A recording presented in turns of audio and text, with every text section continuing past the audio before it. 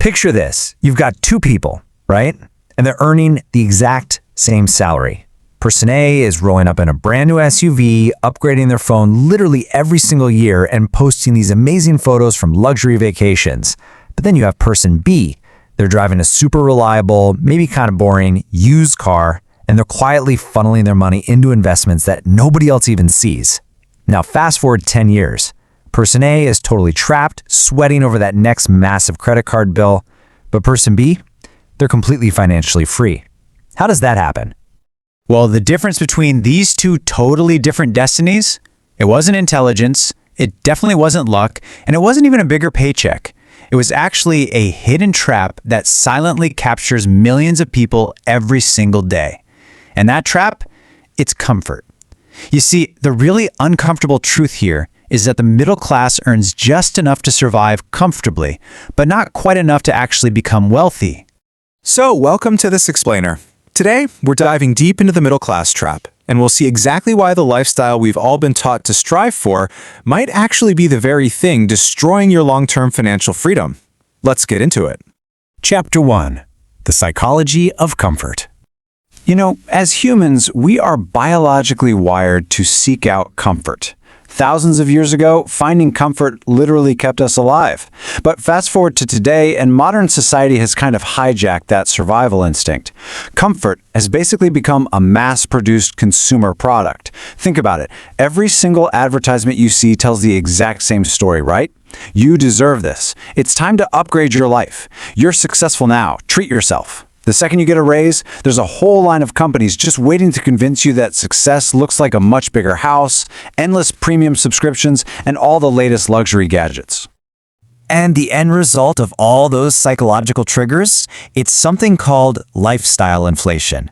This is a super dangerous phenomenon where your everyday expenses just rise at the exact same rate as your income.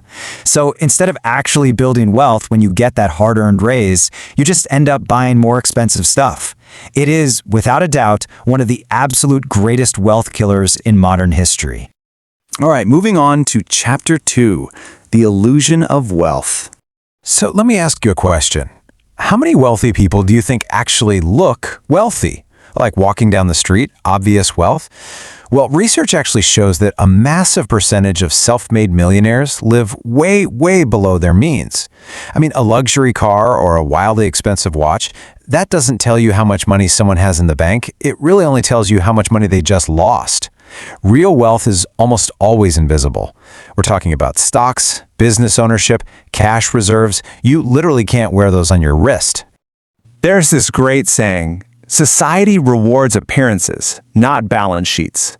And man, just think about how dangerous that cycle really is.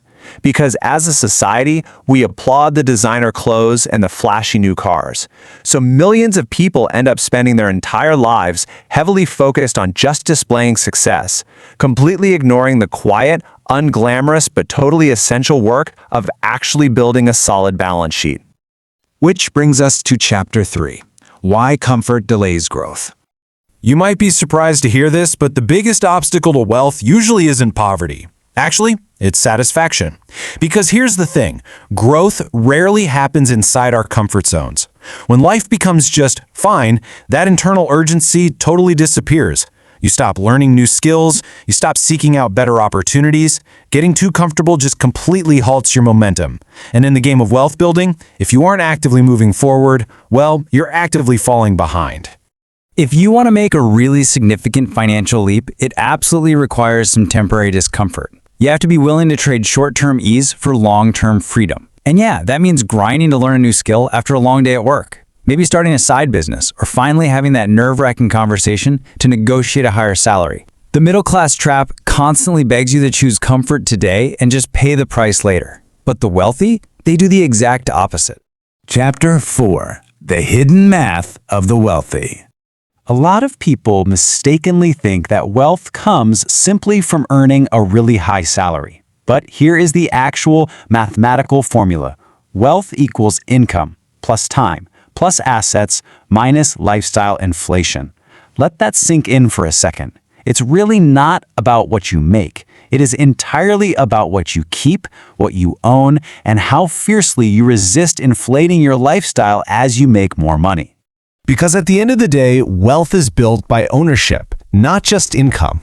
Look, you can have someone earning $50,000 a year who consistently buys assets, and over time, their net worth is absolutely going to tower over someone earning $150,000 who spends every single dime just to maintain this illusion of a luxury lifestyle.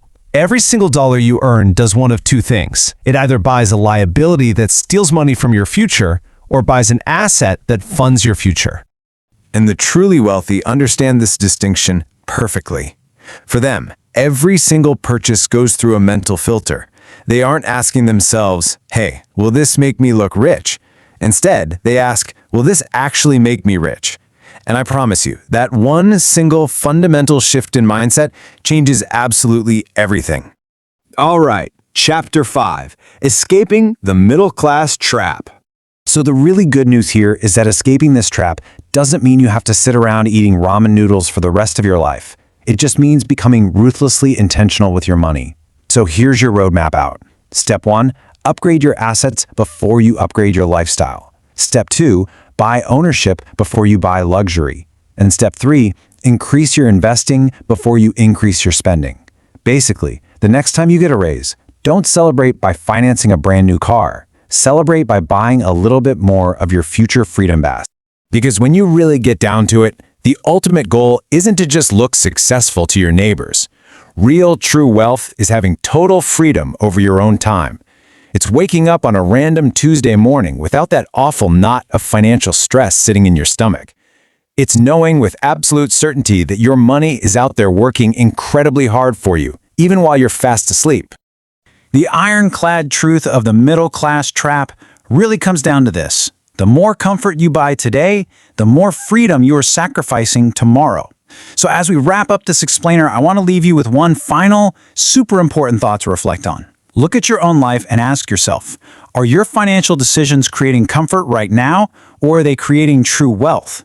Honestly, your answer to that question is going to determine exactly where you stand 10 years from now. Thanks so much for joining us for this explainer, and we will catch you in the next one.